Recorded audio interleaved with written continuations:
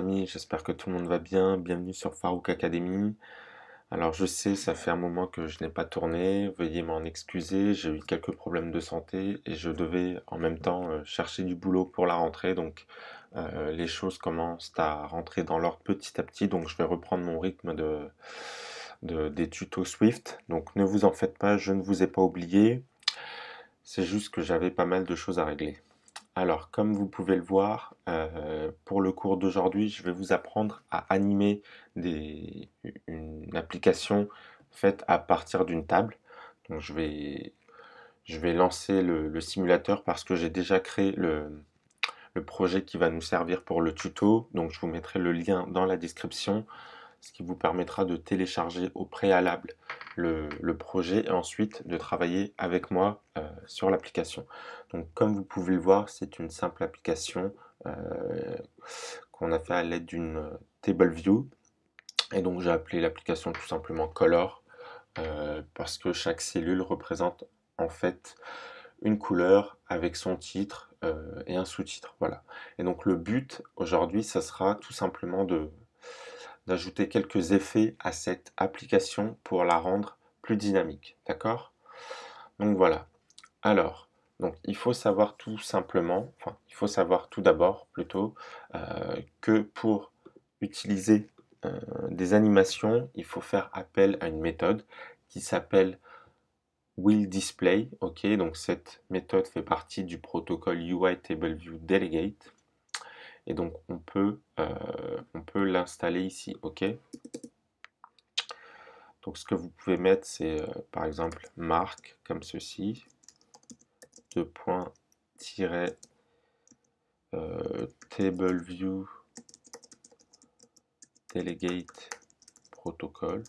Comme ça, on se retrouve ici dans l'arborescence. Vous voyez table view protocol. Et donc, vous allez tout simplement donc revenir ici. Et juste en dessous, vous allez écrire will display. Donc, ça permettra à Swift de nous suggérer la méthode en question. Donc, vous appuyez sur Entrée. OK. Et donc, il faut savoir qu'une animation, en fait, est constituée en deux étapes, en deux phases. Donc, il y a la phase initiale et la phase finale. OK. Donc, par exemple, quand on ajoute une animation, c'est tout simplement une transformation de la phase initiale vers la phase finale.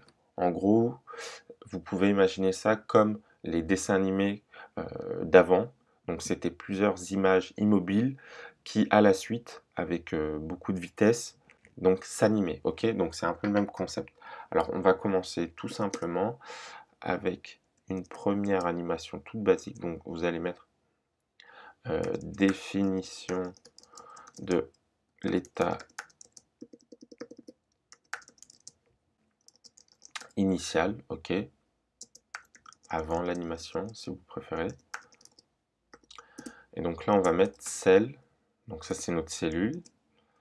Point alpha est égal 0. Et donc, qu'est-ce que ça veut dire? En fait, la propriété alpha permet de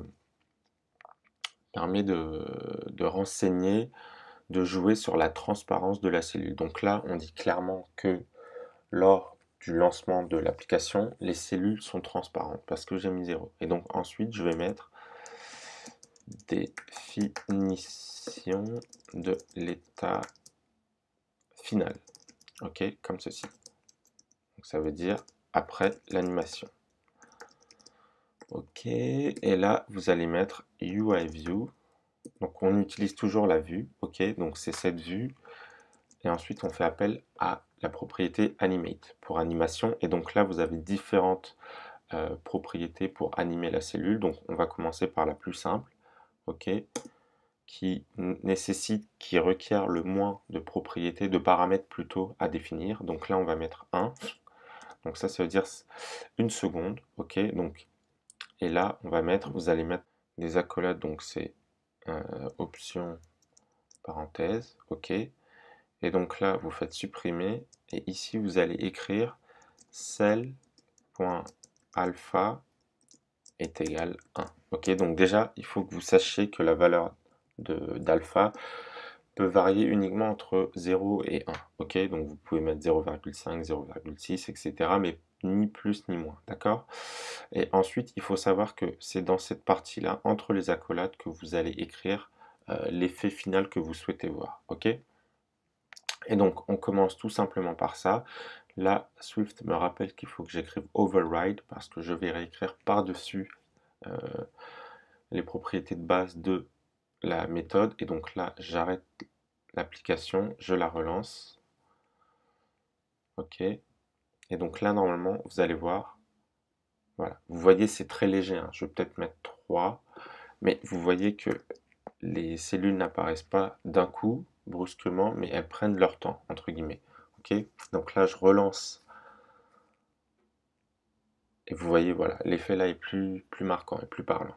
Donc toujours travailler sur un état initial et ensuite sur un état final. Donc là, vous pouvez soit mettre en commentaire, ok, donc vous êtes sur la ligne, vous faites commande, shift et slash, ou sinon vous pouvez supprimer. Donc nous, on va même le supprimer pour garder ça lisible.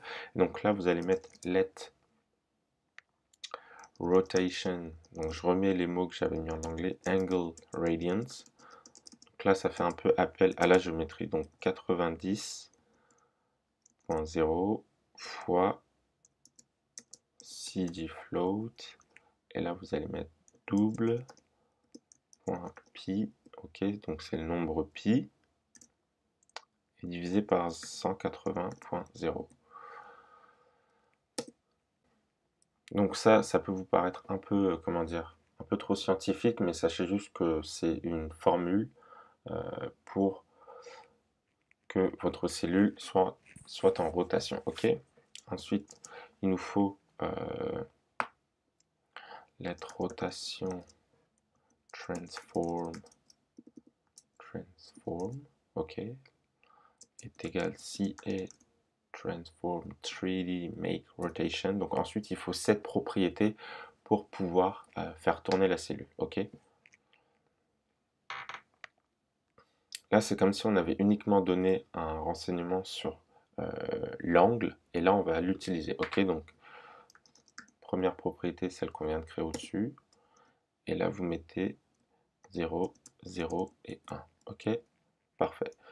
Ensuite, pour appliquer cet effet à notre cellule, toujours mettre cell.layer. Donc layer, ça veut dire calque. Donc pour que cet effet soit effectif sur le calque, et vous mettez transform, ok, et vous écrivez rotation transform, comme ceci. C'est très simple, ok. Et ici, on va mettre, on va juste changer ce qu'il y a là, ok. Vous allez écrire cell.layer transform est égal à si et transform identity, celui-ci. En fait, cette propriété-là qui contient identity, ça veut dire que notre cellule revient à son état initial. Donc là, en gros, il faut comprendre que lorsque l'application sera lancée, la cellule est normale, elle fait un tour, ok, de 90 degrés, elle fait un tour en tout cas, et ensuite elle revient à son état initial grâce à CA Transform 3D Identity, ok. Voilà. Et donc là, qu'est-ce que c'est? Donc ça, c'est l'axe des X, l'axe des Y et l'axe des Z. Donc l'axe Z, c'est quand ça vient vers nous, ok? C'est le côté 3D. Donc là, j'arrête le simulateur, je le relance. Vous allez voir. Voilà. Vous voyez comment c'est beau? Bon, après là, j'ai mis 3 secondes, hein. Après, si on met peut-être 2, parce que 1, c'est super rapide. Dans votre application, vous mettrez la vitesse que vous voulez, bien évidemment. Vous voyez, c'est super sympa. Ok. Donc ça, c'est cool. Je vais vous montrer un autre effet. Ok. Donc pour cela, ce que vous allez faire, c'est que vous allez changer cette ligne-là. Donc celle-ci, on va la mettre en commentaire. Comme ça, vous l'aurez quand même. Et là, vous mettez de nouveau let rotation transform est égal CA transform 3D translate. Ok, donc je viens de me rendre compte que je vous ai dit que la cellule au début elle est droite et non, elle n'est pas droite. Elle part d'une certaine manière et c'est dans l'état final qu'elle reprend, on va dire, une position normale. Ok, donc là j'ai oublié un F. Ok, donc là c'est bon. Et ici, qu'est-ce que je vais mettre? Je vais remettre ci et... Donc là, on part de son état normal, entre guillemets. Et là, on va mettre moins 500. Ici, on va mettre 100. Et ici, on va mettre 0. OK? Parfait. Et donc là, on va relancer de nouveau notre application. On va voir ce que rend l'effet. Normalement, les cellules devraient apparaître, voilà, comme ça. Parce que comme j'ai mis moins 500 sur l'axe des X, donc là il faut vous dire que c'est 0 ici. Ok, là c'est 0. Et moins 500, ça se trouve vers ici. Donc en dehors de notre vue. Et donc les cellules arrivent et ensuite il y a l'effet. Ok, parfait. Parfait, parfait. Eh bien, c'est tout ce que je voulais vous montrer aujourd'hui. C'était un cours bref. Donc ça vous permet de voir quelques effets. Vous pouvez jouer avec les différentes valeurs pour trouver l'effet qui vous intéresse pour votre application. Je vous prépare d'autres cours pour la suite. Et sur ce, je vous souhaite une très bonne journée et je vous dis à la prochaine les amis. Salut!